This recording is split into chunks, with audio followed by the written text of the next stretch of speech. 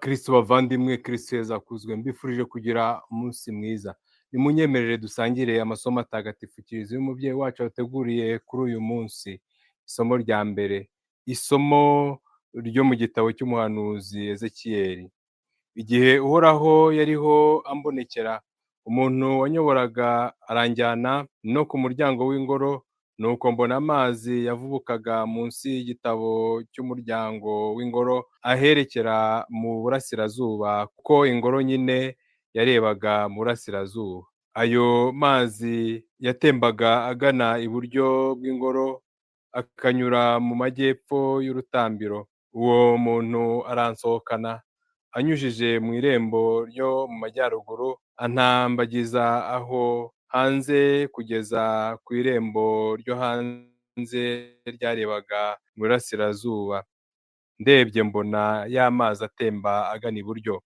Ubwo wa muntu agenda yerekeje mu burasirazuba, apima imikono 1000 akoresheje umugozi yari afite mu ntoki. Hanyuma aranjyana anyambutsa ya mazi yangeraga ku bugombambari, arongera apima indi mikono 1000, ari nako anyambutsa ya mazi yangeraga noneho mu mavi. Arakomeza apima indi mikono 1000, anyambutsa ya mazi yangeraga mu rukenyerero. Hanyuma apima indi mikono 1000, noneho ya mazi ababaye umugezi, ntagishoboye kwambuka, kuko amazi yari yiyongereye aba maremare, aba mbese uruzi rutavogerwa. Nuko arambwira ati, mwana w'umuntu, urabibonye se? Hanyuma aranjyana no ku nkombe y'umugezi. Igihe mpindukiye, mbona ku nkombe zombi z'umugezi hari ibiti byinshi cyane. Wa muntu arambwira ati, ariya mazi aratemba agana mu ntara y'Iburasirazuba, akamanukira muri Araba, maze akiroha mu nyanja y'umunyu. Yamara kuyirohamo, amazi yayo agahinduka meza. Ikinyabuzima cyose kizaba kiri aho uwo mugezi unyura kizabaho. Amafi azaba menshi cyane, kuko aho ayo mazi yinjiye, ayo asanze aba meza. N'ubuzima buzasagambe aho uwo mugezi uzanyura hose. Ku nkombe zombi z'umugezi hazamera amoko yose y'ibiti byera imbuto ziribwa. Amababi yabyo ntazigera arabirana, n'imbuto zabyo ntizahundura. Bizajya bihora byera buri kwezi, bibikesha aya mazi avuka mu ngoro. Imbuto zabyo bazazirya, naho amababi bayakuremo umuti. Iryo ni ijambo ry'Imana.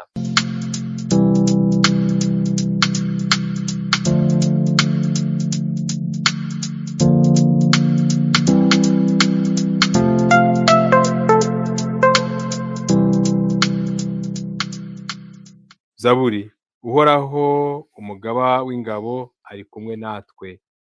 Imana niyo buhungiro n'imbaraga zacu, niyo muvunyi utigera abura mu gihe cy'amage. Nicyo gituma tutagira ubwoba naho isi yabirinduka, cyangwa imisozi igatengukira mu ngeri y'inyanja. Ariko hari uruzi rwagabye amashami, gahimbaza umurwa w'Imana, n'ingoro y'Umusumbabyose irusha izindi ubutagatifu. Imana iba muri rwo rwagati, ntuteze guhungabana. Imana iwutabara kuva bugicya. Uhoraho umugaba w'ingabo ari kumwe natwe. Imana ya Yakobo itubereye ubuhungiro bucinyiye. Nimuze mwirebere ibyo Uhoraho yakoze, agahagarika intambara kugeza ku mpera z'isi.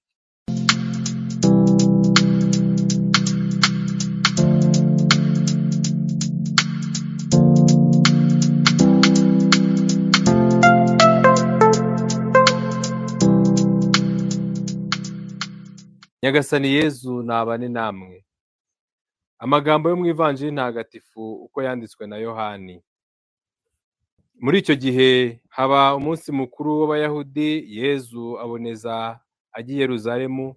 Aho i Yerusalemu hafi y'irembo ry'intama hari icyuzi cyitwa Betesida mu Gihebureyi, kikagira amabaraza atanu. Muri ayo mabaraza hari haryamye abarwayi batabarika barimo impumyi, abacumbagurika n'ibirema, bose bategereje ko amazi yibirindura.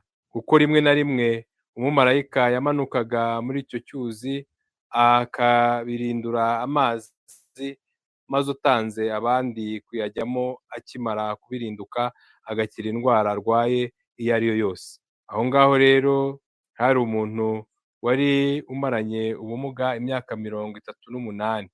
Yezu abonye uwo murwayi aryamye, amenya ko amaze igihe kirekire arwaye, aramubaza ati urashaka gukira? Umurwayi aramusubiza ati mubyeyi, singira umuntu unjugunya mu cyuzi igihe amazi yibirinduye, iyo ngerageje kujyamo nsanga undi yamanukiyemo. Yezu aramubwira ati haguruka ufate ingobyi yawe maze ugende. Ako kanya uwo muntu arakira, yegura ingobyi ye aragenda. Uwo munsi hari ku isabato. Abayahudi babwira uwakijijwe bati none ni umunsi w'isabato, nta burenganzira ufite bwo kwikorera ingobyi yawe. Arabasubiza ati uwankijije ni we wambwiye ngo nimfate ingobyi yanjye maze ngende. Baramubaza bati uwo muntu ninde wakubwiye ngo fata ingobyi yawe ugende? Ariko uwakijijwe ntiyari azi uwamukijije uwo ari we, kuko Yezu yari yigendeye mu kivunge cy'abantu benshi bari aho. Hanyuma Yezu amusanga mu ngoro, aramubwira ati dore wakize, ntuzongere gucumura ukundi, ejo utazagubwaho n'icyago kiruta icya mbere. Nuko uwo muntu aragenda abwira Abayahudi ko ari Yezu wamukijije. Iyo iba impamvu yatumye Abayahudi batoteza Yezu, kuko ngo ibyo yabikoraga ku munsi w'isabato. Iyo ni ivanjiri ntagatifu.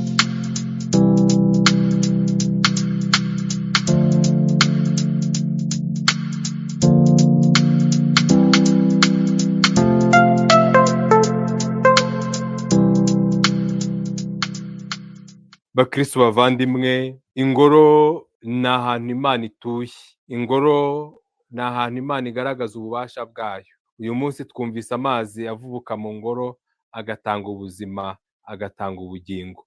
Ingoro rero igaragara nk'umusingi w'irema rishya, aho Imana itanga ubuzima, aho Imana yongera ikarema ibintu byose bundi bushya, maze ibishaje ikabikuraho burundu. Amazi avubuka mu ngoro arashushanya amazi yavubutse mu rubavu rwa Yezu, akatwuhagiraho ibyaha byacu. Atwibutsa kandi amazi ya batisimu yadukuyeho ubwandu bw'icyaha, akatugira abana b'Imana ku buryo budasubirwaho muri Yezu Kristo. Ibyo rero tugomba kubyemera, kuko shitani itakidufiteho uburenganzira, twabaye abana b'Imana tubikesha amazi ya batisimu. Yezu rero tugomba kwemera ko adukiza, aradukiza akadusaba kudacumura ukundi, kuko ibicumuro byacu bitumugaza, bikaturemaza, bigatuma tudindira mu bukristo bwacu. Ibicumuro byacu bituma tugwirirwaho n'ibyago, kandi ibyago twikururiye tukabyikururira,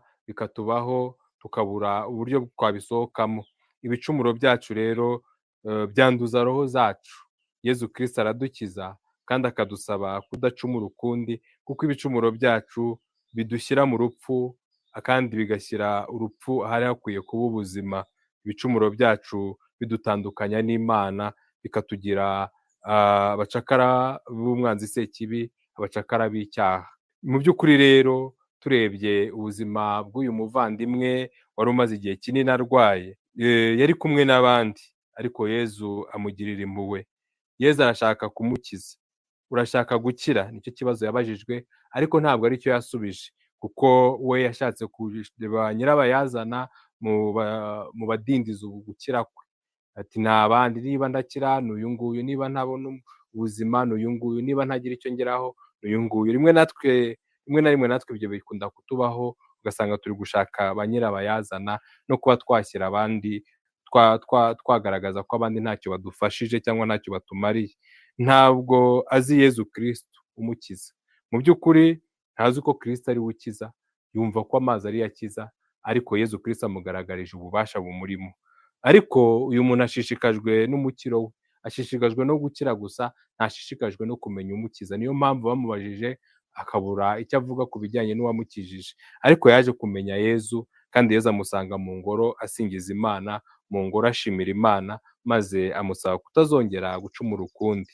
Natwe rero icyo dusabwa ni ukuba abahamya ba Kristu, kuko uyu nguyu amaze kumenya Kristu, amaze kumenya ko umukiro awukesha Imana, ariko Imana yigaragariza muri Kristu, kuko Yezu yamusanze mu ngoro, yabaye uwa mbere wo guhamya ko Yezu Kristu ari we wamukijije. Natwe rero ntugaterwe ipfunwe no kwereka abantu cyangwa no kugaragariza abantu ibyiza Yezu yadukoreye, kuko ibyiza yadukoreye ari byo bidufasha kuba abana b'Imana ku buryo budasubirwaho. Nyagasani rero aduhagurutse mu bubi bwacu, mu burwayi bwacu, adukize kandi ingabire yo kutazongera kumucumuraho. Nyagasani Yezu nabane namwe. Ushobora byose kandi akaba na Nyirimpuhwe nabahe umugisha, abarinde, abakomeze, abiteho, abahe amahoro. Imana Data na Mwana na Roho Mutagatifu. Amina.